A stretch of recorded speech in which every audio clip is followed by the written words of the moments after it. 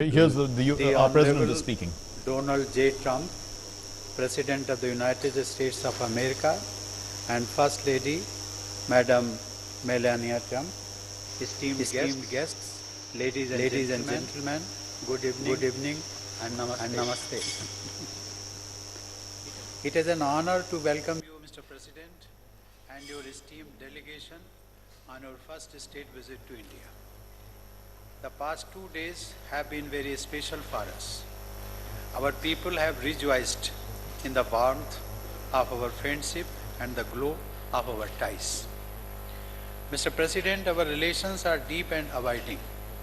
Today, the ever-expanding orbit of our partnership encompasses the map of every single human endeavor.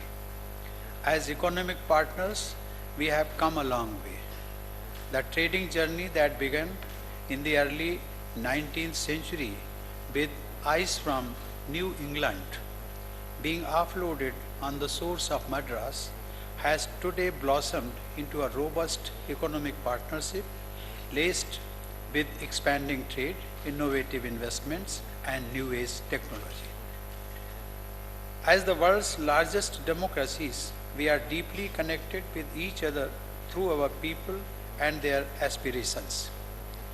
The bedrock of Indian and American society has been hard-working, middle-class families, and that is what makes us understand each other instinctively. Over 4 million people of Indian origin have made America their home. They are a living bridge between the American dream and our vision of New India. Our bilateral canvas has many folds, but none more impressive than the one painted by the growing Indian student community in the US. Mr. President, you have been a friend of India in every sense. Time and again, you have shown your affection towards us in the most spectacular manner, whether by lighting the Diwali lamp at the White House, by joining our Prime Minister on a stage to celebrate our partnership in Houston, or by mesmerizing our people by your address at the Motera Stadium yesterday. Your charisma and the grace of the First Lady have won you millions of admirers in India.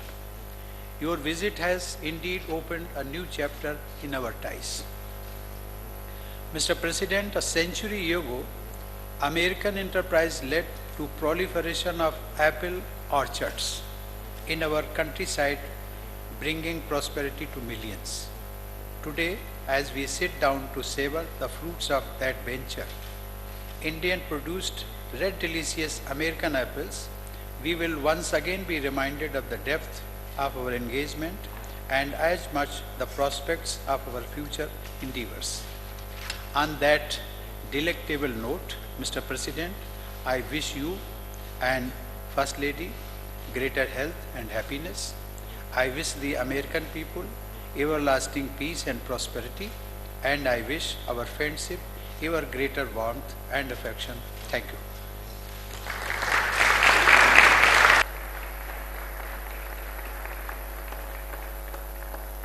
Excellency, Your Excellency, I'll be coming in. Your Excellency. I don't need that, thank you. Interesting that I feel so comfortable being with you, Mr. President, and my dear friend, the Prime Minister.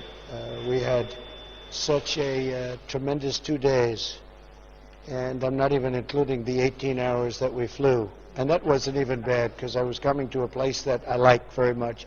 And you know, I've been to India before. Not as president, but I've been to India before, and we'll be back again, hopefully many times. But I feel so comfortable. I said, I don't want to read a speech. They gave me a speech. I said, isn't that wonderful? I'll tell you what it said. I love India. I respect India. The First Lady feels the same exact way. The First Lady and I talked about it, and this was a trip that we very much look forward to do. You know, I called up the Prime Minister. I said, do you mind if I make it till after the election? And he was not happy. He did not like that idea, because they had already put the signs up, right? He didn't want to be taking signs down. But we had a a tremendous 2 days, as beautiful as I've ever had in my life, and I think I can speak for our great First Lady. We really had something special. Now, we've done a lot of business. There's a lot of orders taking place. There's a lot of things that are going to be purchased both ways, from India and from us. And we're going to have a tremendous relationship, a long and great relationship. We are right now, we were saying today, we are right now better friends than we ever were in the history of our countries. And that all has to do with relationship. And it's also nice to include you in that relationship, because I've known your Prime Minister now for a long time. We had a lot of fun in Texas, and it was an amazing day. They're still talking about that in the United States, and it was fantastic. But I must say that, you know, Texas is a big place, and it's hard to beat Texas. But what we saw yesterday with 125,000 people, and what they don't say, they do say it was full, it was packed. What they don't say is there were thousands of people outside trying to get in. And then we drove from place to place, and every place we drove, there were thousands, tens of thousands of people on the sidewalks waving and saying hello. I just want to thank you very much, Mr. President. I want to thank you very much, Mr. Prime Minister, and your families. But this was a very, very special 2 days. And we'll be leaving at the end of this great banquet, this great meal. But I will say that we will miss you all, and we will be back. We will be back. Thank you very much. It's a great honor. Thank you.